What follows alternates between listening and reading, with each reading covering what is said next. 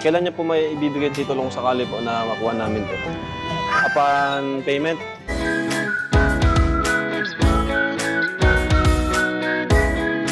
Kalingap Rab, may problema ba sa titulo?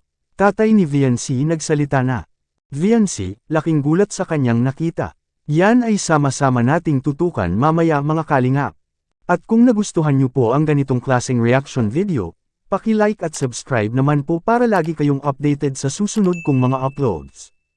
At salamat sa walang sawang pagmamahal at suporta kay Kuya Val Santos Matubang at Idol Kalingap Rab.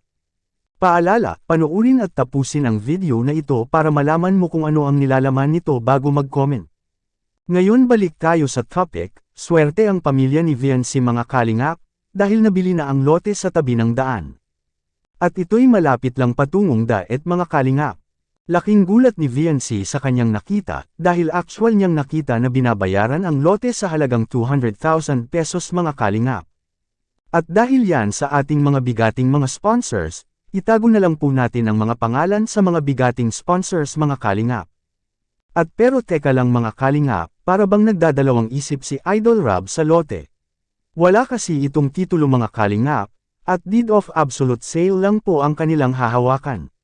Pero wala namang problema sabi ng may-ari dahil ang titulo sa lupa ay nakapangalan sa kanyang ama, at lahat ng nakapagpatayo ng bahay sa kanilang lupa, ay ang lahat ay deed of sale lang po ang kanilang hawak, makikita po natin sa video. Nangyari siya si boss? Yan sila. Ano boss, papers ba to or papelang hawak nito boss? May Boss. titulo. Kailan niyo po may ibibigay titulong sakali? Upon payment? Okay. Okay, so ang makukuha namin is parang deed of sale. Yung titulo po, kailan makukuha? Pero okay naman po, baka po magkaroon ng problema kung sakaling maano namin to.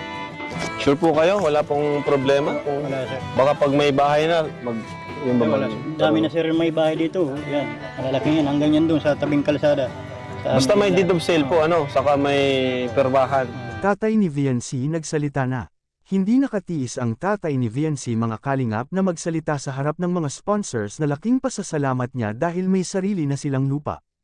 At maliit na lupa lang naman ang kanyang pinangarap pero ngayon hindi niya ito in-expect na sobra-sobra ang lote na kanilang nabibili mga kalingap.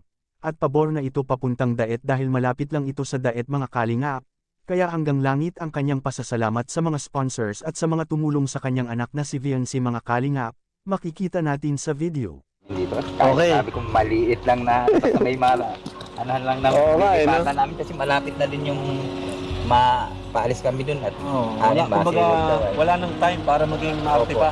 Ay, hindi naman pati kayo maarte. Sabi ko basta may tayuan lang ng bahay kahit saan pwede na. Hanggang dito lang po muna ang ating Kalingap Kuya Ers latest update ngayong araw mga kalingap. Sanay suportahan po natin ang mga vlog ni Idol Rab, dahil dito kinukuha ang mga gastusin.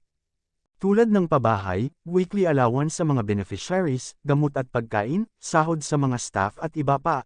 At kung nagustuhan niyo po ang ganitong klaseng reaction video, paki-like at subscribe at i-on ang notification bell para lagi kayong updated sa susunod kong mga uploads.